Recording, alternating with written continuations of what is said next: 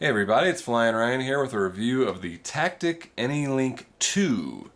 Now this is a upgraded version of the AnyLink. The original AnyLink is here, and basically the main first difference you'll notice is that it now has a built-in battery. Whereas before, on some models with the AnyLink 1, you had to buy a separate little battery pack. So like for my DX8, I had to buy this extra little cable battery pack, and then which also required a separate charger. So you would have, the battery powering the AnyLink, and then the whole thing plugged into the radio. So you just had a bunch of wires and extra stuff, and it was all, velcroed and clamped onto the back of the radio here on these two velcro spots. So it got a little bit messy with the original. So now in the new one, you've got a built-in battery pack, and then you've also got these little clamps on there, and so it nice and conveniently just clamps right onto the handle of your radio, and is just really nice now. It's just a clean setup, and it just has one little cable that goes from the AnyLink to the trainer port, and that's all you need. And it comes with all the different cables you need, and you can basically, this is, you plug it into all these different brand radios that are non-SLT radios, and then it allows you to fly SLT models with these off-brand radios. And so you can bind it to any sort of Tactic receiver if you want to put your own Tactic receiver in a model, or any of like the Heli-Max or Fly Zone TXR vehicles, or even if you've got RTF ones that they have the ability to bind, or you can get access to the board and hit the bind button. You can bind these to the AnyLink, so I can fly my Heli-Max 1SQ with my Spektrum DX8, which is just really cool because these are two different brands, two different companies' products, and they're made now to work together. So I can pick the choice of radio I want. I mean, you can see here there is just a massive list of different radios that you can use, different brands and just a bunch of different models. And it is full range now, so you've got much longer range. You can fly with confidence, fly any kind of model you want. I think they even said you could fly giant scale models with this if you wanted to. And it does come with a USB charger for the built-in battery there. Let me go ahead and take it back out.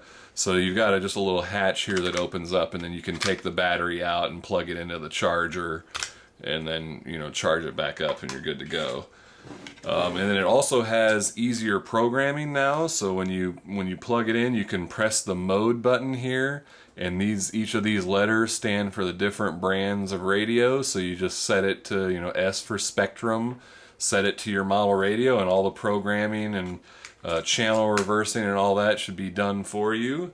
One thing to note though, if you were using the the AnyLink 1 and you have models set up on your radio for that, the reversing was different. For me, like when I first set up my 1SQ using the model that I already had in my radio that I was flying with the AnyLink 1, when I used it with the AnyLink 2, a bunch of the channels were reversed, but I had reversed them in the radio, so I had to put them back to normal because you don't have to do that in the radio anymore because the AnyLink 2 does it for you.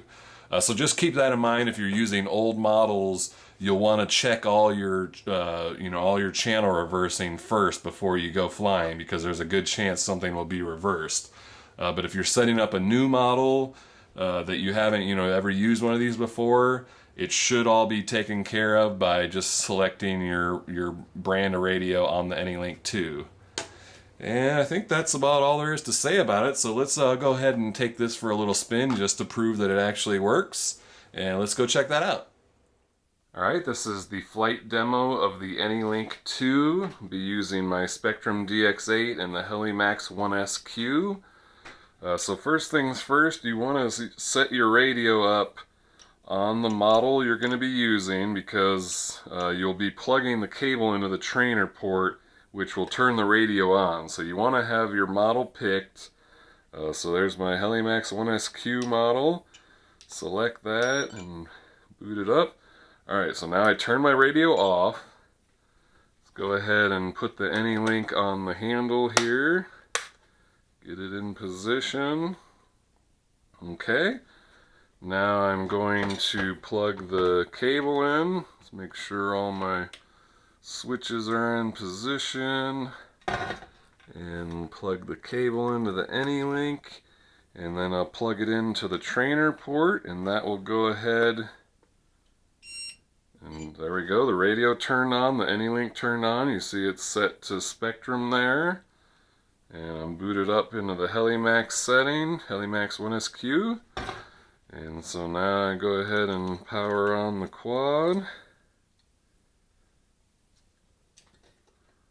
Alright. And I should be... Yep, I'm bound up. So I'll put it on 70% rates and let's give her a flight.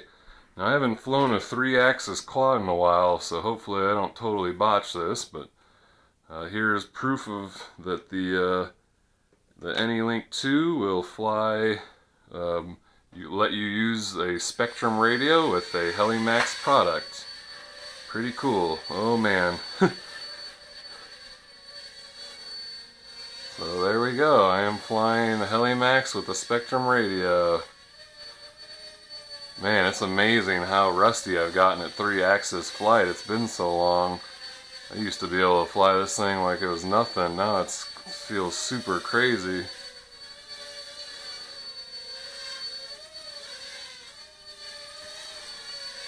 Whoa, whoa, whoa. Alright, well I think that shows that it does work. Go ahead and take it in for a landing before I destroy it. And that's that. That is the AnyLink 2 with the Spektrum DX8 flying the Heli-Max 1SQ. And you know, there's all sorts of models you can fly. You can fly fly zone planes, the whole Heli-Max helicopter lineup, and you know, if you put a Tactic receiver in, you can fly whatever you want with it. So, alright, well thanks for watching. Please subscribe if you aren't already, and I'll see you next time.